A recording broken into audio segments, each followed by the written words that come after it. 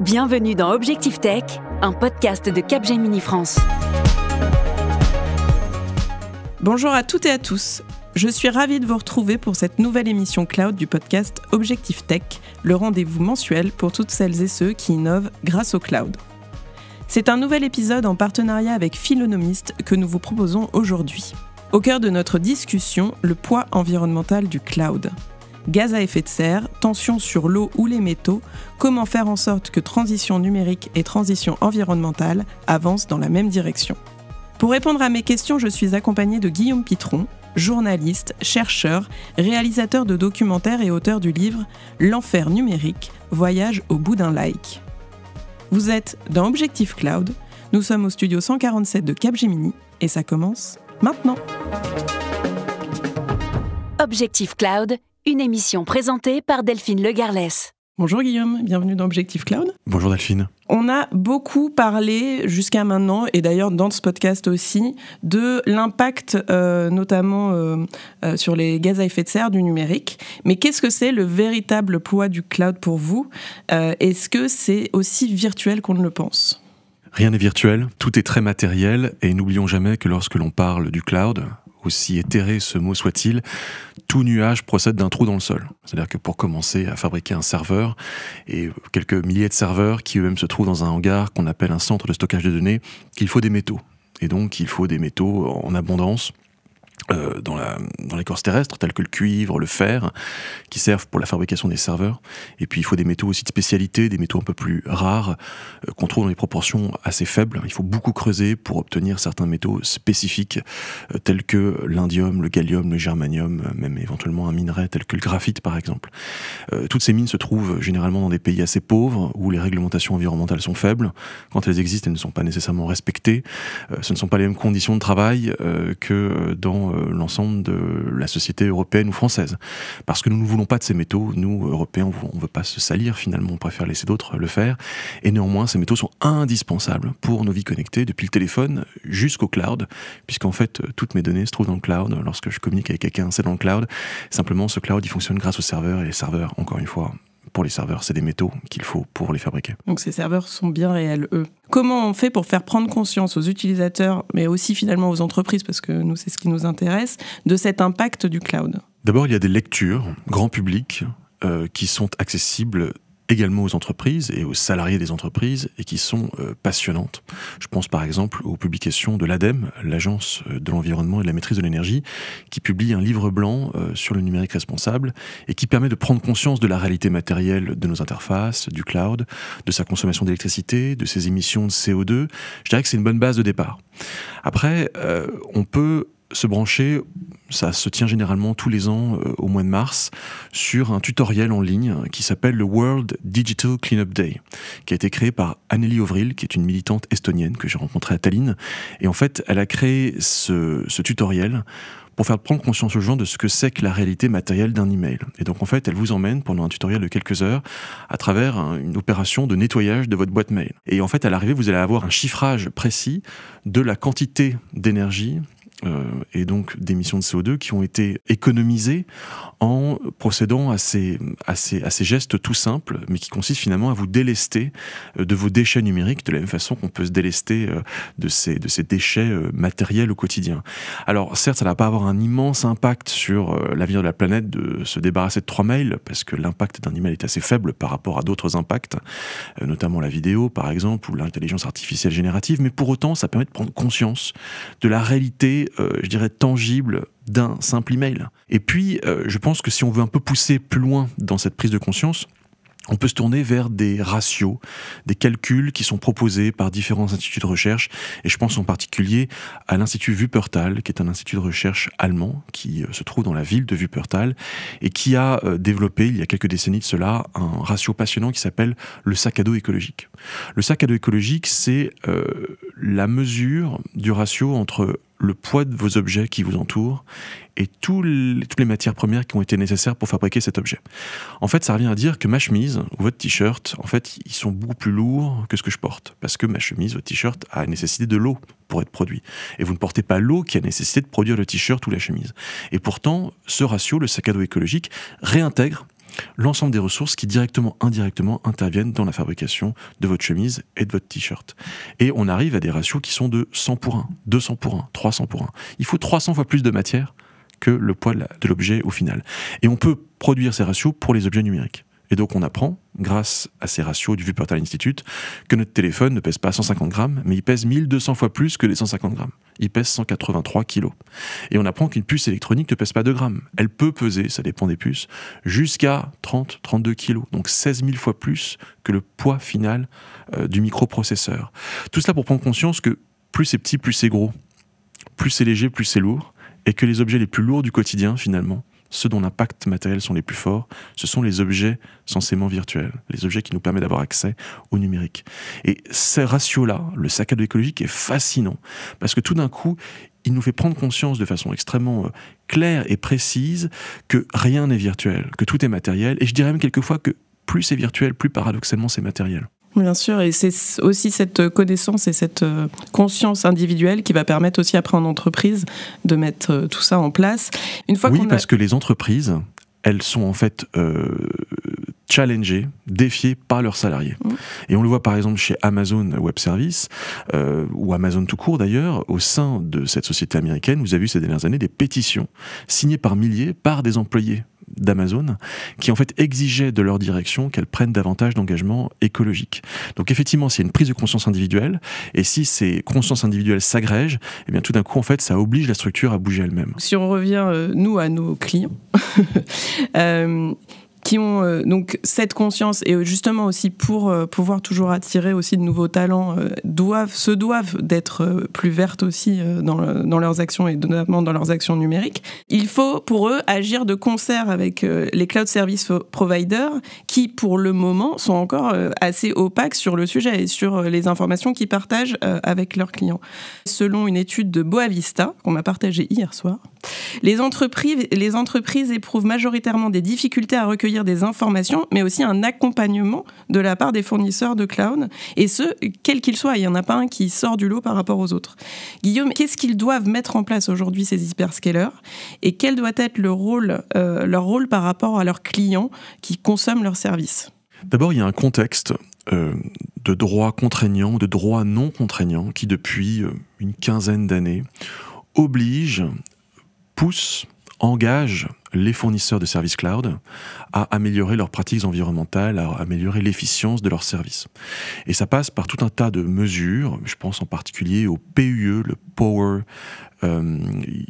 Usage Efficiency, ou le WUE, le Water Usage Efficiency. En fait, c'est une mesure de l'efficacité du cloud. Et ça, c'est un indicateur fort qui va permettre d'engager un client ou de ne pas l'engager vers la signature de tel ou tel contrat avec tel ou tel fournisseur. Donc il y a quand même des chiffres qui surgissent et qui sont importants et qui permettent au client de fonder rationnellement sa décision.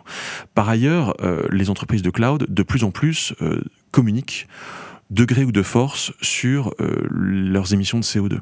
Parce que d'où vient l'électricité qui permet de faire tourner le nuage ?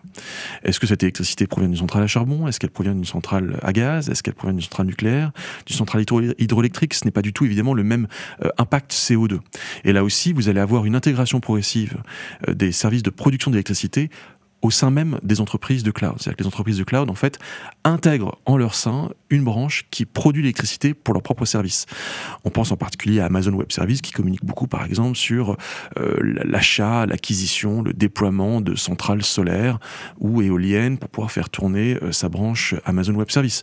Mais c'est plus récemment Microsoft qui s'intéresse à l'électricité nucléaire dans le nord des États-Unis pour pouvoir faire fonctionner sa fonction cloud. Oui, parce que ça dépend aussi de là où se situent les serveurs. Parce qu'en France, l'impact ne sera pas le même qu'en Allemagne, parce que le mix énergétique n'est pas le même. Il y a 50 nuances de vert lorsqu'on parle de serveur. Et effectivement, chaque serveur va avoir son propre mix électrique et son propre impact et sa propre efficience. Ensuite, il y a un enjeu qui est celui de la massification du stockage de données. Est-ce que je vais vers une logique hyperscale qui consiste en fait à rassembler mes données en un seul endroit, et ça donne ce qu'on appelle en Europe les flaps, Francfort, Londres, Amsterdam, Paris, qui sont des gros, en fait, des hubs, des carrefours de stockage de données, mais avec un gain d'efficience énergétique et un gain climatique qui, en fait, s'explique par le fait que l'on massifie le stockage de données et que, du coup, on baisse le coût environnementale de chaque donnée? Est-ce qu'au contraire, on l'éclate, ce réseau? Est-ce qu'on l'éclate avec une fonction Edge qui permet en fait de rapprocher le centre de stockage de données de l'utilisateur? Ça a des avantages, notamment en termes de latence. Simplement, effectivement, on redonde l'infrastructure et puis surtout, on l'éclate. Et donc, il y a moins cette concentration de données qui peut avoir un intérêt sur le plan environnemental. Et puis, il y a également la question, et vous l'avez dit, de la géographie du stockage de données. Vous avez aujourd'hui un nombre croissant de fournisseurs de cloud qui vont s'installer dans le Grand Nord européen, en Laponie. Pourquoi ? Parce que l'électricité est gratuite. Non, elle n'est pas gratuite, mais elle est très peu chère. Et parce que l'électricité est verte, parce que c'est de l'hydroélectricité. Le mix électrique d'un pays comme la Suède ou la Norvège, c'est à 95% de l'hydroélectricité. Donc en fait, ça n'émet pas de CO2. Et en plus, là-bas, il fait froid toute l'année. Et l'hiver, il fait moins 40. Donc comment on refroidit nos données ? Nos vidéos de chat, les données de vos clients qui sont des données business, on les refroidit naturellement. Ça s'appelle le free cooling. Et donc du coup, en fait, on n'a plus besoin de faire tourner des systèmes de refroidissement très énergivores, la climatisation pour être clair. En fait, on déplace littéralement le nuage et on va l'installer dans des zones qui sont naturellement froides. Et là, ça permet d'avoir des gains qui sont également très importants. Donc la géographie du cloud, la géographie du nuage est un enjeu également important. En tout cas, ce qui est certain, c'est que ce n'est pas une tâche simple pour un client d'un service cloud d'avoir forcément accès à toutes ces informations. Et pourquoi ce n'est pas simple ? La principale des raisons, c'est que vous avez comme fournisseur cloud des géants de la tech dont le chiffre d'affaires pèse 10 fois, 20 fois, 100 fois, 1000 fois votre chiffre d'affaires. Et donc, vous ne pesez pas beaucoup finalement dans la négociation face à un géant de la tech. Comment est-ce que vous pouvez obtenir de lui des informations quand de toute façon vous ne pesez quasiment pas grand-chose dans l'ensemble de son chiffre d'affaires et quand, au demeurant, les fournisseurs de cloud américains qui produisent aujourd'hui, qui proposent les services les plus efficients, sont rares sur le marché et n'ont pas de concurrence européenne. On aimerait bien, nous, Européens, aller pouvoir faire jouer la concurrence en allant voir du côté des Européens. Certes, on a quelques leaders comme OVH, mais cela ne pèse pas grand-chose par rapport à l'efficience, à l'efficacité, à la performance du service qui est proposé par les Amazon Web Services et autres Microsoft Azure.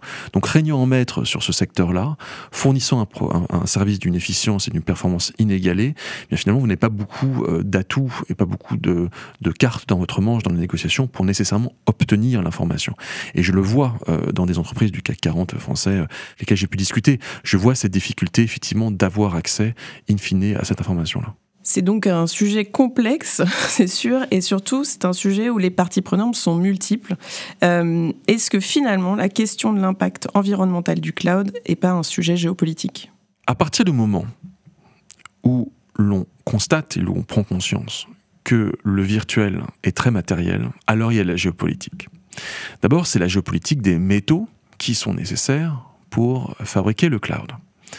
Le cloud fonctionne grâce à des matières premières minérales et métalliques qui sont généralement extraites dans des pays dont les intérêts géopolitiques ne sont pas les mêmes que les nôtres. À commencer par la Chine. La Chine produit ses ressources pour le reste du monde et n'a pas forcément envie de dégueulasser son environnement avec toutes les tensions sociales que génère la mine en Chine pour nous vendre le métal 2 € le kilo.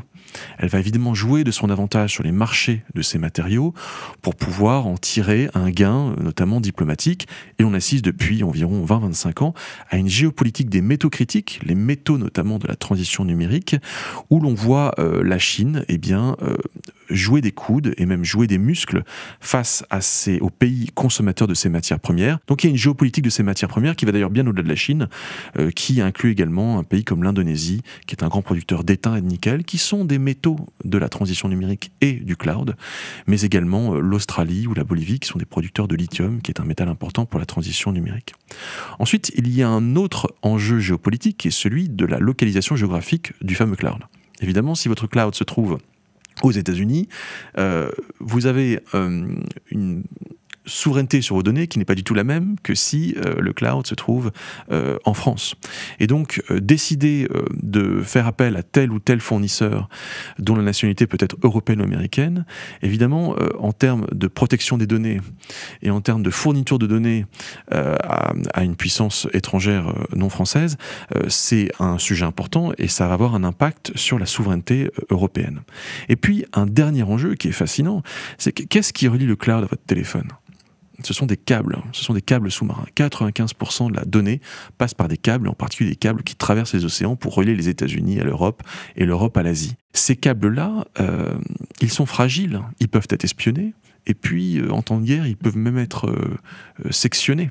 Et on a régulièrement un câble, généralement en temps de guerre, en mer du Nord, au large de la Norvège, qui tout d'un coup est sectionné. Donc demain, est-ce que nous déploierons des armées pour pouvoir sectionner les câbles, les fragiliser? Ne soyons pas naïfs, les Européens font pareil que les Russes ou les Chinois. Et faudra-t-il également déployer des armées pour protéger les câbles? Donc protéger finalement le cloud, protéger le serveur et protéger les données qui se trouvent sur le serveur, de la donnée business jusqu'à la vidéo de chat. Ce sont des enjeux géostratégiques qui sont en train de se déployer sous nos yeux. On n'avait pas vraiment conscience de cette réalité-là, mais à partir du moment où on met de la matière derrière tout ce dont on parle, alors on met de la géographie, on met de la physique, on met de la chimie et on met de la géopolitique. Finalement, cette transition numérique, on ne peut pas la ralentir. Du coup, il faut aussi intégrer cet aspect environnemental dès maintenant, avant qu'il soit trop tard. Qu'est-ce que c'est aujourd'hui les solutions qu'on peut mettre en place pour limiter justement cet impact environnemental du cloud? D'abord, vous l'avez dit, on ne peut pas freiner cette transition. Moi, je ne crois pas qu'on puisse détransitionner la transition numérique, et je ne crois pas qu'on puisse dénumériser, je ne crois même pas que ce soit véritablement souhaitable. Pourquoi ? Parce que dénumériser ou détransitionner, c'est sortir de l'histoire. Les Européens n'ont aucune envie d'être une colonie numérique de la Chine, de la Russie ou des États-Unis. Quand nous décidons de ne pas déployer la 5G, ce sont des antennes 5G chinoises que l'on installe, et à un moment on se réveille en se disant mais qu'est-ce qu'il y a dans ces antennes? Est-ce qu'il n'y a pas des matériaux espions ou des composants espions qui permettent en fait de capter une donnée stratégique européenne? Donc si on n'est pas engagé dans cette révolution-là, en fait c'est un enjeu de souveraineté géopolitique, technologique et même culturel. Qu'est-ce qui se passe si je n'ai pas demain un chat GPT européen qui tourne sur des données européennes, avec la culture européenne qui sert de fondement pour donner des réponses à mes questions? Eh bien, je vais poser la question à des intelligences artificielles génératives américaines. Et donc, il y a un enjeu de souveraineté culturelle d'avoir notre propre IA générative européenne. Donc, je vois mal comment, dans ce contexte de course géopolitique où le monde se tend, on peut se passer de ces outils. Et en même temps, effectivement, ce n'est pas tenable si on n'accompagne pas ce déploiement numérique d'une plus grande efficience des services informatiques. Oui, c'est le rythme actuel qui ne peut pas être tenable tel qu'il est aujourd'hui. C'est ce que justement, on a un des résultats de l'étude de l'ADEME dont vous parliez tout à l'heure. Aujourd'hui, le numérique tel qu'il se déploie sous nos yeux, business as usual, en ne changeant rien à ses pratiques, c'est un numérique qui ne fait qu'accélérer la production, la consommation d'électricité, les émissions de CO2, quand bien même on chercherait des technologies moins émettrices de CO2 pour produire l'électricité. Et je ne crois pas que ce soit un numérique qui soit soutenable sur le plan écologique. Et en même temps, et on est pris dans cette contradiction, on ne peut pas dire une forme de schizophrénie, on est obligé de faire mieux. On est obligé de faire mieux donc on est obligé de l'accélérer, en même temps on est obligé de faire mieux pour limiter son impact écologique. À mon avis, ça passe par 3 niveaux d'action. Premier niveau d'action, c'est le niveau individuel. Qu'est-ce que je fais en sortant de ce podcast concrètement? Est-ce que j'arrête d'envoyer des emails? Non.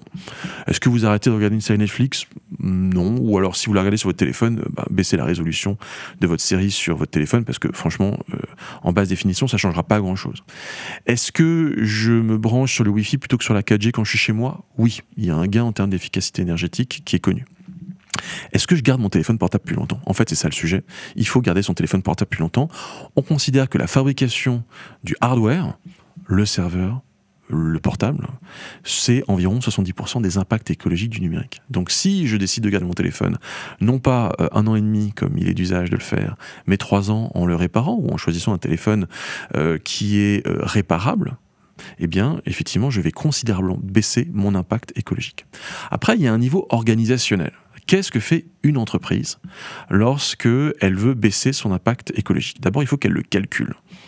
Parce qu'en fait, une entreprise n'a pas forcément calculé l'impact écologique de ses activités numériques. Donc elle peut passer par tout un tas de sous-traitants dont je ne donnerai pas le nom ici, mais qui peuvent produire ce calcul des émissions de CO2 du numérique dans une entreprise. Ensuite, il va falloir qu'elle réfléchisse elle-même à toute la politique d'économie circulaire de recyclage de ses serveurs, mais également de sa flotte d'interfaces, de hardware en général. Et donc, est-ce que je les achète d'occasion ou est-ce que je les revends? Est-ce que je m'assure qu'ils retournent dans des circuits de consommation après que je les ai consommés et après que j'ai remplacé ma flotte de serveurs, par exemple? Par ailleurs, l'entreprise, et on en a parlé, va devoir se poser la question de savoir où est son cloud, où est-ce qu'il est géographiquement. Parce qu'évidemment, ce sont des enjeux de sécurité des données, mais c'est également un enjeu écologique que de relocaliser mon cloud en Europe où la production d'électricité est plutôt décarbonée par rapport à la production d'électricité aux États-Unis, au Brésil, en Afrique du Sud et a fortiori en Chine. Et d'ailleurs, en entreprise, il y a une population qu'il faut cibler en particulier, c'est les architectes cloud, justement. Parce que l'idée, c'est vraiment que quand ils conçoivent tout ce qui est solution cloud ou tout ce qui est application dans le cloud, ça soit by design peu consommateur d'énergie, peu consommateur de cloud. Donc, aller vers cette sobriété dès la création des solutions, des applications. Et en plus, ça a aussi un impact financier intéressant pour l'entreprise. Alors, on n'en a pas parlé, mais c'est vrai que penser l'infrastructure du serveur, enfin du centre de stockage de données, en distinguant, notamment en séparant les entrées de flux d'air froid pour refroidir les serveurs, et en les distinguant physiquement des sorties d'air chaud, effectivement, ça permet d'optimiser la consommation d'électricité associée au refroidissement de ces infrastructures-là. De même, on rehausse la température des centres de stockage de données. On est moins à 20 degrés, on est plus à 24-25 degrés, parce qu'évidemment, 1 degré de perdu, 1 degré de gagné, c'est une vraie différence en termes de consommation d'électricité. Et là-dessus, il y a tout un travail de formation et d'éducation, effectivement, des concepteurs, des architectes même de la fonction cloud en entreprise. Et puis après, il y a un dernier degré, selon moi. C'est un degré qui est plus politique et qui nous interpelle moins en notre qualité de consommateur ou de salarié d'une entreprise qu'en notre qualité de citoyen. Et ce sont des questions politiques qui sont fascinantes, mais qui sont très complexes. La première, qui est quasiment taboue, c'est est-ce qu'il faut repenser le modèle économique d'Internet ? Aujourd'hui, ce modèle économique, il est basé sur la gratuité. Mais comme vous le savez, si c'est gratuit, c'est vous le produit. Donc en fait, vous donnez vos données en échange d'un service qui est gratuit et vous êtes incité à consommer toujours davantage. Si demain Facebook était payant, si mon email était payant, eh bien en fait, le modèle économique d'Internet changerait.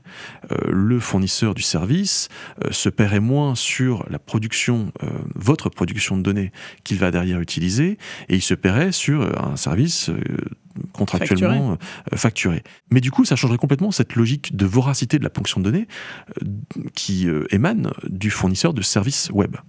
Mais qui est prêt à remettre en cause cette logique-là ? Même pas moi. Est-ce que je suis prêt à payer 10, 20, 30, 40, 50 euros par mois pour avoir accès à tous ces services-là ?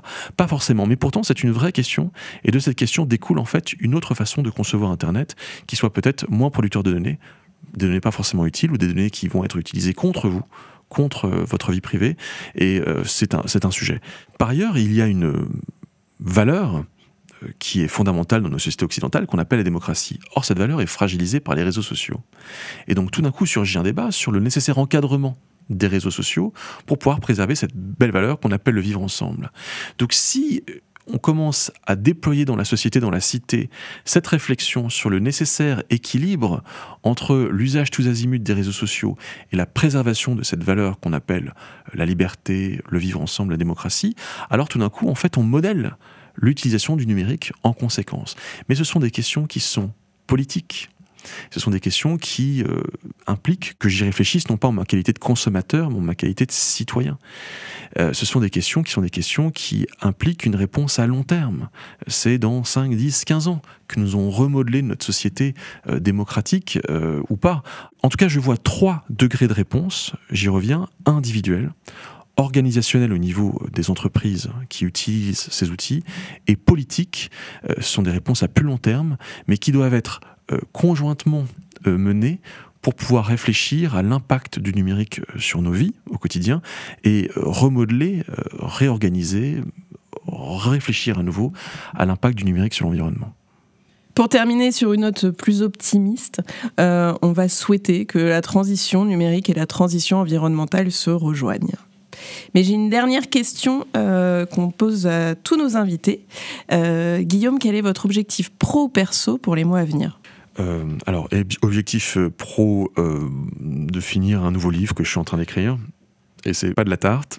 Et puis l'objectif perso, mais c'est aussi une espèce de défi que je me lance depuis des années et qui chaque jour, qui est répété chaque jour, c'est celui de garder mon iPhone 7 le plus longtemps possible. Donc je l'ai acheté il y a 4 ans sur Back Market, il était d'occasion, et ça fait 4 ans que je me trimballe avec mon iPhone 7, que j'ai réparé je pense 15 fois dans des marchés de Barbès, l'écran, la batterie, le bouton principal. Il fonctionne à moitié, mais j'essaye de le garder pour le principe, parce que sinon je suis plus du tout cohérent avec tout ce que je vous ai raconté. Merci Guillaume d'être venu répondre à mes questions, et merci encore à Philonomis d'avoir rendu cet épisode possible. Merci à toutes et à tous d'avoir écouté cet épisode. Pour en découvrir plus sur les sujets liés à la sustainability, je vous invite à découvrir Objectif Durable, une autre émission du podcast Objectif Tech. On se retrouve très bientôt sur vos plateformes de streaming préférées.